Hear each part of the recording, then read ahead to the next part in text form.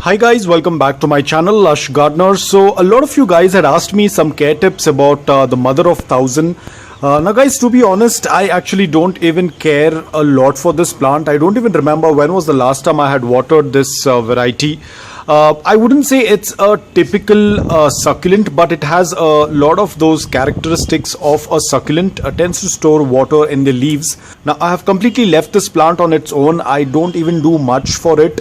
Even the propagation that you can see was self propagation. Basically the pups tend to show up on the end of the leaves once it starts to mature, and automatically these pups will fall into the soil. You don't even have to do much. You can see one of the pup landed up on this concrete pot and it's growing on this. It probably already has roots on it, and it kind of absorbs. As I said, I don't even remember when was the last time I watered it, but it kind of does well on its own. I don't even give much care. Now guys, for me this plant is kind of invasive in my garden because it kind of disrupts a lot of my other succulents, especially leaf propagations, because as you can see the amount of pups, now these are relatively very less pups that have fallen in this pot. Ideally they tend to fall a lot, and if you have a leaf propagation in this, it might happen to suffocate your leaf propagation. For example, let's say that I had this leaf propagation. Now let's say that if these pups happen to fall in this, these leaf propagations will grow quite slow compared to the pups of the mother of thousand. They will grow much faster, and they would kind of eclipse all of the growth, and due to which the leaf propagations will not be able to grow properly. So the pups will start to fall into the leaf propagation, and they will kind of cover up the entire pot, not letting enough light pass to the leaf propagations and pulling out all the nutrients from the soil, and it will kind of destroy your leaf propagation. So be very careful when you are planting them. I would say just keep them in one pot.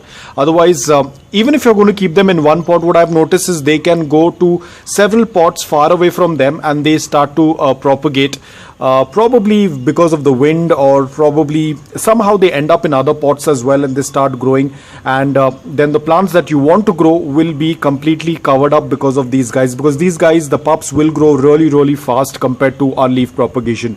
So they will kind of overtake the entire pot, so you have to be extremely careful.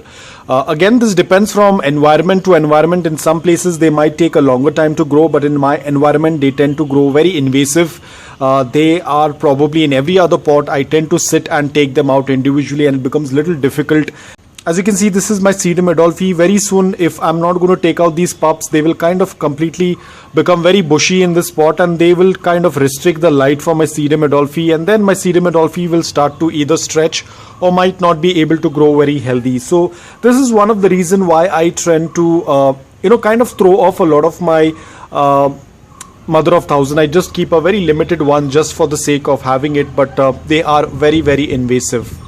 So if you're asking for the care tips, they are not very picky about the soil mix. They will grow anywhere and everywhere as long as the soil is well draining. This soil is, I don't know what kind of soil it was. It's a very old pot, and I had just left them growing in this, and you can see they are kind of overtaking this pot. So I would say there is not a strict care tips for this. They will pretty much do good even if you neglect them, even if you're going to give them the care, even if you ignore them as well, they are going to do fantastic, like how I have ignored. So I'll probably leave the mother plant and I'll trash the pups off, because otherwise they will become very invasive. I also have some haworthia pups in this, which you can see over here, but they are not doing that well.